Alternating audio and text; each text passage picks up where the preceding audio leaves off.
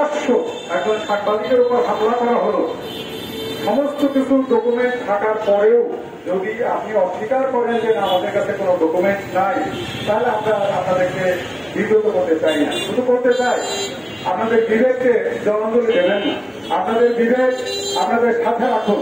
সাংবাদিক আপনারও দেশের জনগণ।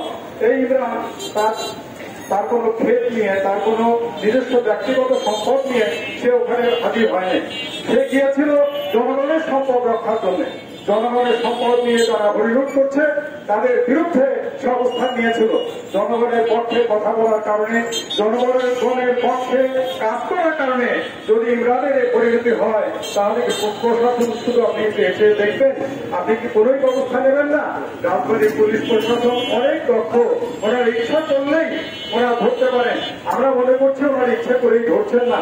আমি আমার পক্ষ থেকে, আমার সংস্থার পক্ষ থেকে, আমার সাংবাদিকতা, আমার সাংবাদিক বন্ধুদের পক্ষ থেকে বিনয়ের সাথে দাবি জানাবো যে ও অনন্তে বিলম্বে উইদাউট নো এনি ব্যারিকেড বেরিয়া আপনারা দয়া করে তাড়াতাড়ি এই ডিসপ্লিন যিনি এই কাজ করেছেন তাকে আইনের আওতায় আনুন এবং বিচারের ব্যবস্থা করুন। এগুলোই আমার বক্তব্য শেষ করছি।